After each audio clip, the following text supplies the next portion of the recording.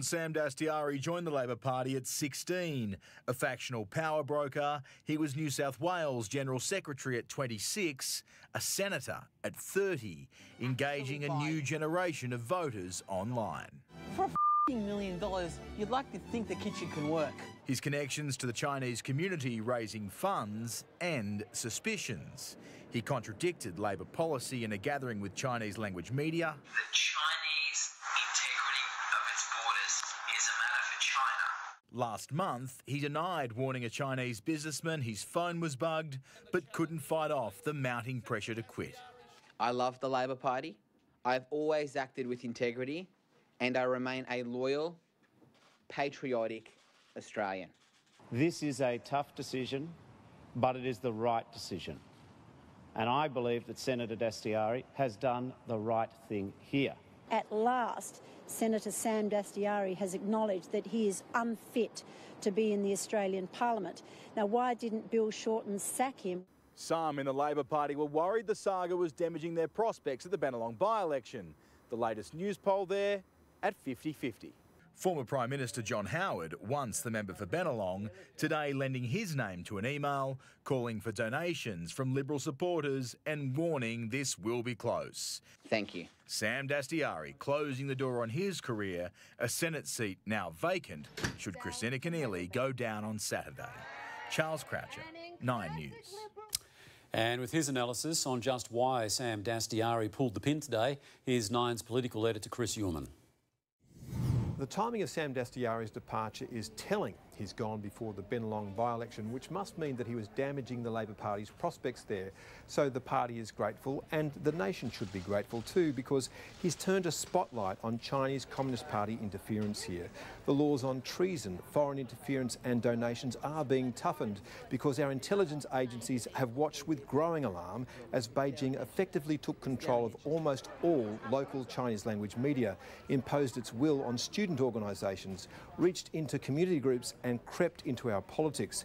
And it's a bit rich when a nation that blocks Twitter, Facebook and Google complains when Australia imposes some modest rules on foreign engagement.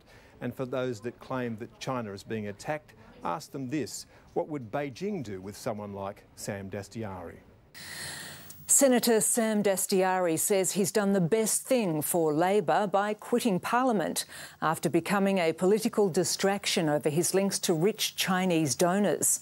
Tonight, his Labor colleagues are welcoming his departure and hoping for an end to the party's damaging China crisis. Here's political editor Mark Riley. The man they called Dasher, I'll be making a short statement, has finally done his dash. The best service I can render to the Federal Parliamentary Labor Party is to not return to the Senate in 2018.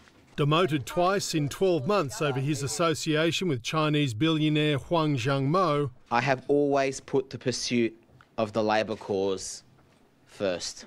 accepting his indiscretions could cause his party to run second. I know Australia needs a Labor government, and I refuse to let my personal situation put that prospect at risk. He was a factional numbers man for Bill Shorten, a constant campaign presence on the Bill bus, known for his colourful stunts and provocative offers like taking Pauline Hanson for a halal snack pack. Not happening. Not interested in halal, thank you. But after being sacked once for taking more than $40,000 from Mr Huang to pay personal debts, then again accused of doing China's bidding, and worse, a spy, Sam Dastyari is a double agent and he can't be in the Australian Senate. Now he's not. And he went with a push. After publicly declaring that Sam Dastyari's career was going nowhere, Bill Shorten rang him on the weekend and told him to go somewhere. Out. Knowing the controversy was eroding his leadership authority. This is a tough decision, but it is the right decision. Just 4 years in the Senate, but he managed to write a book. This is one halal of a story. Now, thank you.